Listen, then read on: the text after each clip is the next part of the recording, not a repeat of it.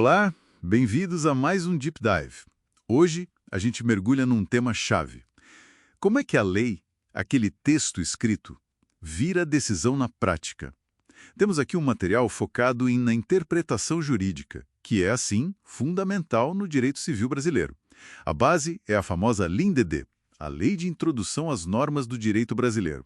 A nossa missão aqui é entender como um texto legal, que às vezes é antigo, ou meio geral, como ele se aplica hoje em casos concretos.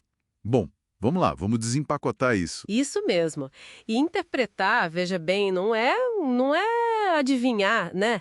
É uma técnica, é extrair um sentido que seja possível daquilo que está escrito. E a própria lei, ela meio que dá uma luz. O artigo 5º da LINDEB fala que o juiz tem que olhar os fins sociais da lei, as exigências do bem comum. Faz sentido, não é só ler a palavra. Não mesmo. E dei aquele exemplo clássico, A Constituição fala: a casa é asilo inviolável. Tá, mas o que exatamente é casa? Um apartamento é casa? E um escritório ou um quarto de hotel? Exatamente. Aí já começa, né? A interpretação já está trabalhando para definir até onde a norma vai. Certo. E quem faz essa interpretação? Existem tipos diferentes, imagino? Sim, existem. Primeiro tem a interpretação que chamam de autêntica. Essa é feita pelo próprio legislador. Às vezes vem uma lei nova só para explicar melhor uma antiga, sabe? Ah, tipo quando o Código Penal define o que é funcionário público para não ter dúvida. Perfeito, esse é um ótimo exemplo. Mas além dessa, tem a doutrinária, esse é o trabalho dos estudiosos, dos professores, juristas, nos livros, artigos. A galera que estuda a fundo, Isso. E tem a mais comum no dia a dia dos tribunais, que é a interpretação judicial.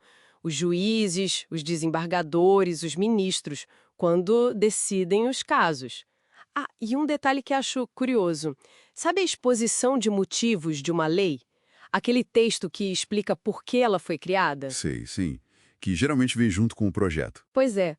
Mesmo sendo escrita pelos especialistas que bolaram a lei, ela é considerada interpretação doutrinária, não autêntica. Peraí, como assim? Eu achava que a explicação de quem fez a lei seria a mais autêntica possível. Porque não é. É uma boa pergunta. É porque, assim, quem vota e transforma aquilo em lei de verdade é o poder legislativo, o Congresso.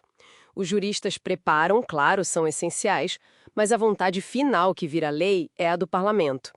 A exposição de motivos ajuda muito a entender o espírito da coisa, mas não tem a mesma força da lei aprovada. Entendi, faz sentido. Bom, então já sabemos quem interpreta.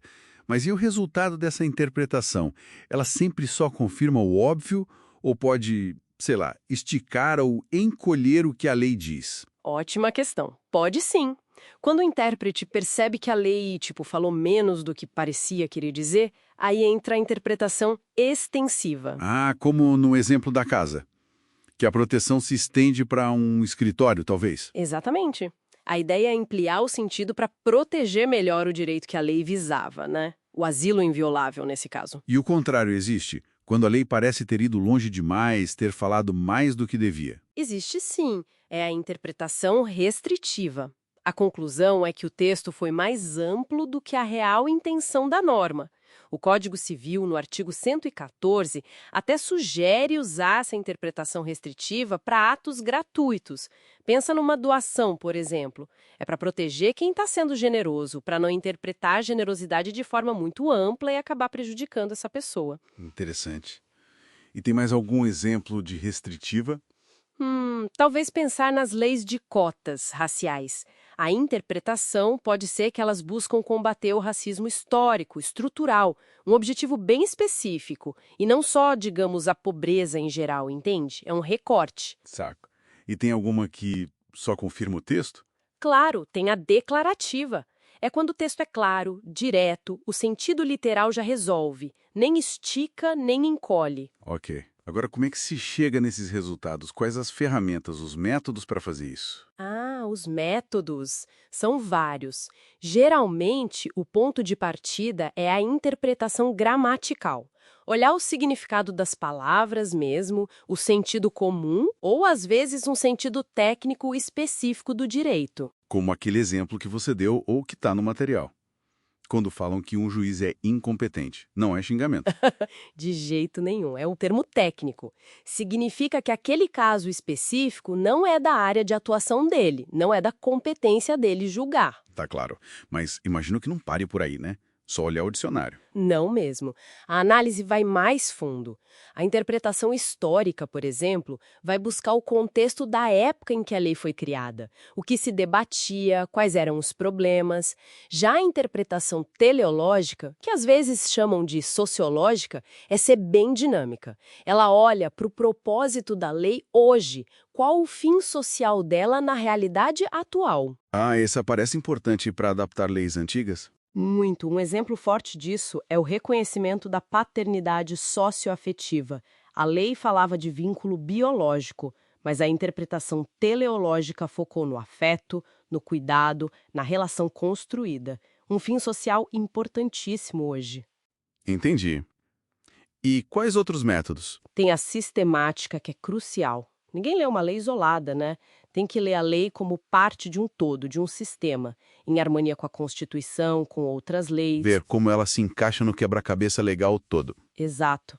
E, por fim, a lógica. Usar o raciocínio mesmo, para entender a razão de ser daquela regra, as motivações por trás dela. A questão das cotas, que a gente falou, por exemplo, envolve muito uma interpretação lógica das razões históricas e sociais que levaram à criação delas. Uau, são muitas ferramentas mesmo. Sim.